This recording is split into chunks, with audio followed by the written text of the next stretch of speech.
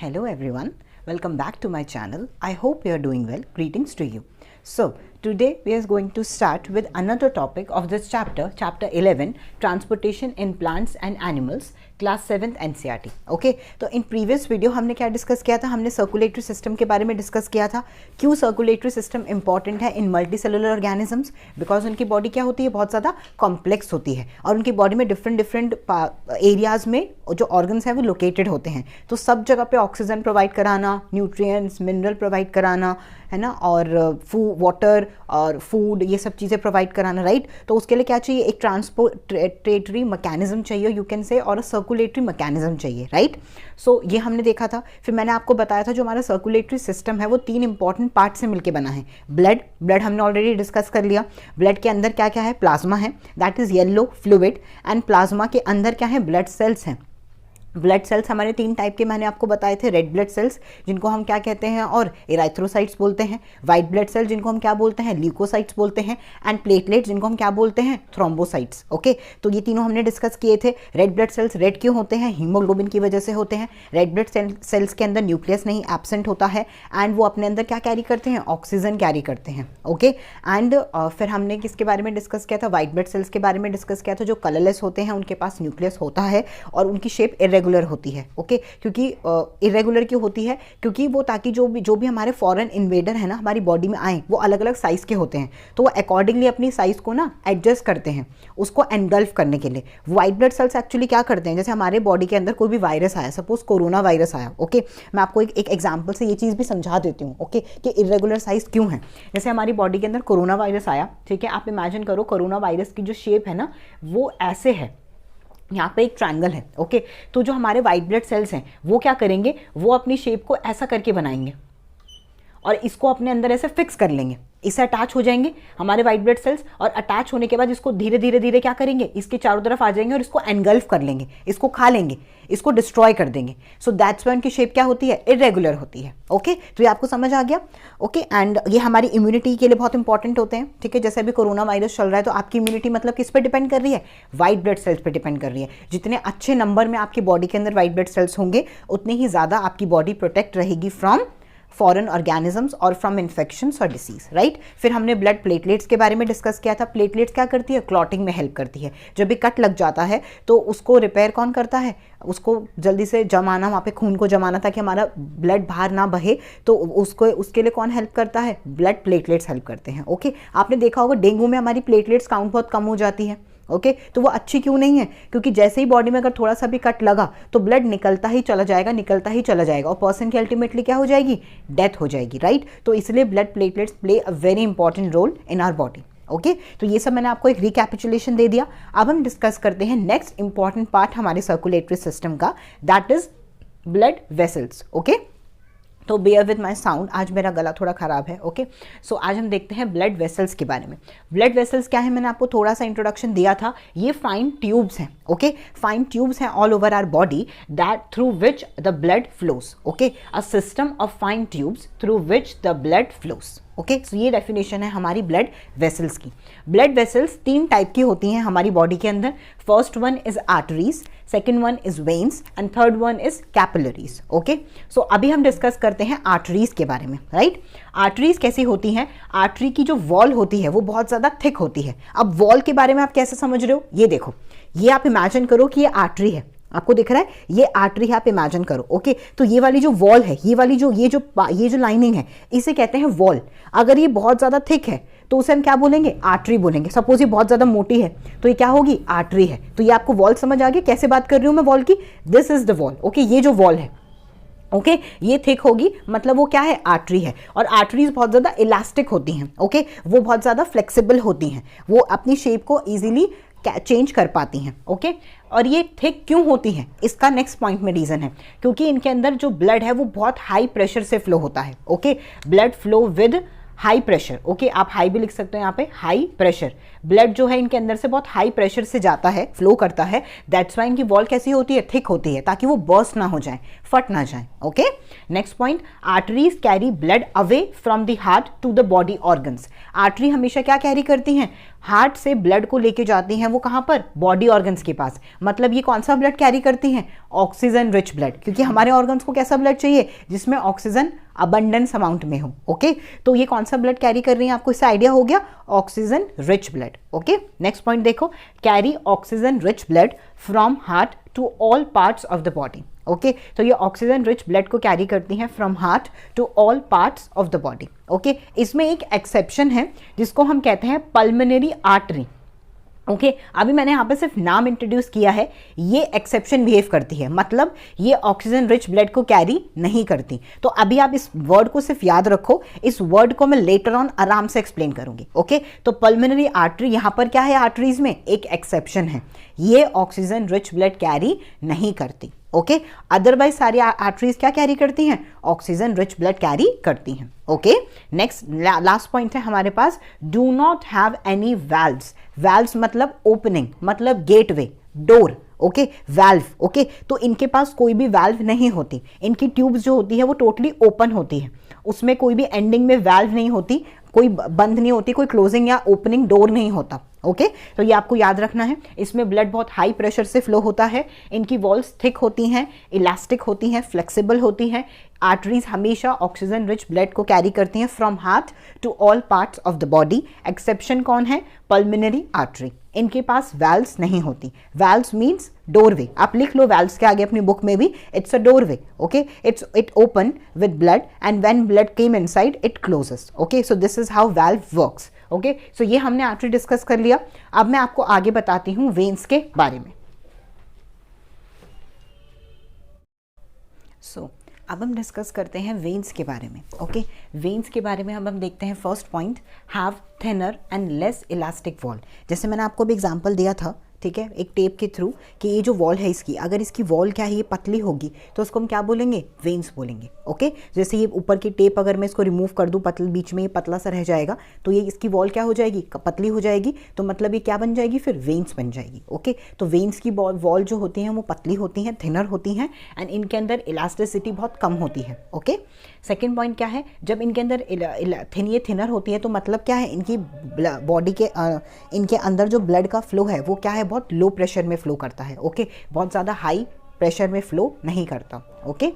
Third point is veins collect blood from the organ and carry it towards the heart. तो when का क्या काम है, when जो हमारे बॉडी ऑर्गन्स हैं उनसे ब्लड लेती है और हार्ट के पास लेके जाती है। मतलब वो कौन सा ब्लड लेती है, carbon rich blood, okay. Carbon dioxide rich blood को लेती है एंड उसको कहाँ लेके जाती है, हार्ट के पास लेके जाती है, okay.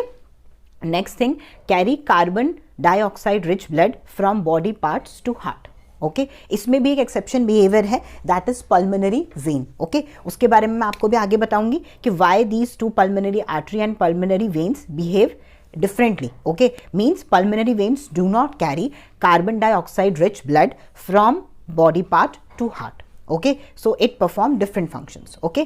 Next thing, it have valves. तो veins के पास valves होती हैं, okay.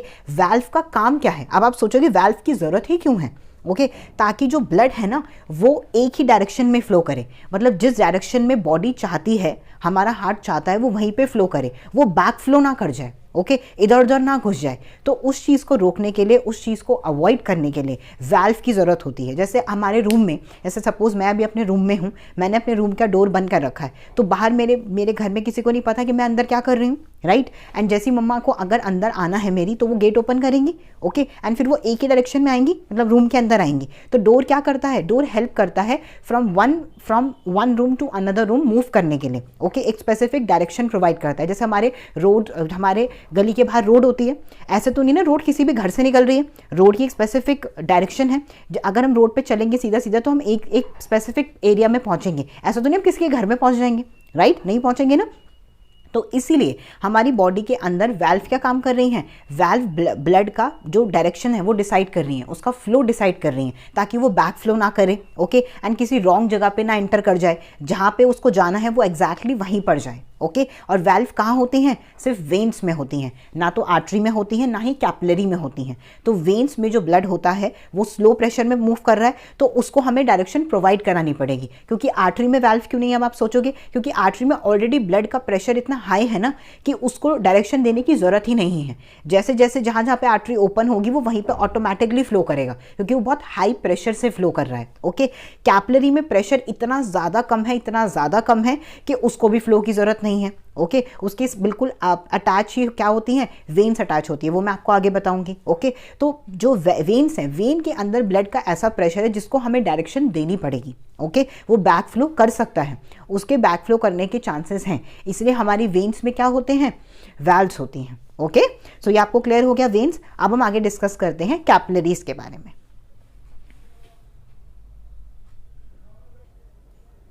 अब हम डिस्कस करते हैं कैपिलरीज के बारे में। ओके कैपिलरीज के बारे में मैंने आपको ऑलरेडी बताया था, इनकी जो वॉल होती है वो बहुत ज़्यादा ही पतली होती है, extremely thin walls. Okay blood flow is extremely slow, इनके अंदर ब्लड का फ्लो इतना एक्सट्रीमली स्लो है कि इनको बिल्कुल भी थिक वॉल की ज़रूरत है ही नहीं। Okay next point, capillary form a network, जैसे इंटरनेट का नेटवर्क होता है। ओके हमने पढ़ा है बहुत सारी चीज़ों का नेटवर्क्स होते हैं कनेक्शन बनाने के लिए। इन द सेम वे इसको कैपिलरी को किन से कनेक्शन बनाना है, आर्टरी से एंड वेन से। ओके क्योंकि आर्टरी से कनेक्ट करेगी तो आर्टरी से ऑक्सीजन रिच ब्लड को लेगी एंड देन ऑर्गन को ट्रांसपोर्ट करेगी, एंड देन उनसे क्या ले लेगी, वापस कार्बन डाइऑक्साइड रिच ब्लड लेगी, एंड वो किसको देगी, वेन्स को देगी। ओके तो ये वाला काम, ये बीच में मीडिएटर है, आर्टरी वेन और ऑर्गन्स के बीच में जो मीडिएटर है वो कौन है, कैपिलरीज हैं। Okay capillary form a network of very thin tubes in between arteries and veins in the organ and tissue.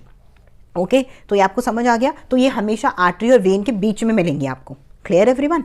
Next thing, allow exchange of substance through their thin walls. अब इसका क्या मतलब है, इनकी वॉल इतनी ज़्यादा पतली है, देखो इनकी वॉल इतनी ज़्यादा थिन है, इतनी ज़्यादा थिन है कि ये अपनी वॉल से कोई भी अगर वॉल के बाहर कोई भी आउटर फॉरेन सब्सटेंस है हमारी बॉडी में आ गया, एंटर कर गया, तो वो जब भी उसको अगर हमारे ब्लड फ्लो में जाना है तो हमेशा कहाँ से एंटर करेगा, हमारी कैपिलरी से एंटर करेगा। ओके क्योंकि कैपिलरी क्या करती है, कैपिलरी की वॉल इतनी पतली है कि वो अपने अंदर से चीज़ों को पास होने देती है। ये यहाँ पे आएगा, कैपिलरी के थ्रू अंदर हमारे ब्लड में आ जाएगा, और जैसे ही ब्लड में आएगा तो हमें क्या हो जाएगा, प्रॉब्लम डिसीज हो जाएगी या इन्फेक्शन हो जाएगा। So this is how infection take place. तो जो भी हमारी बॉडी के अंदर इन्फेक्शन एंटर करता है वो कहाँ जाने की कोशिश करता है, कैपिलरीज के पास जाने की कोशिश करता है। कैपिलरी से फिर वो किस में एंटर हो जाता है, ब्लड में एंटर हो जाता है। ओके एंड फिर वो पूरी बॉडी में आराम से फ्रीली ट्रांसपोर्ट कर पाता है। ओके एवरीवन, तो ये आपको क्लियर हो गया, आज आपको पता चल गया कि जो भी फॉरेन इन्फेक्शन है, डिसीज़ है, कोई भी चीज़ है, कोई भी फॉरेन बॉडी है, कोई भी आउटसाइड मटेरियल है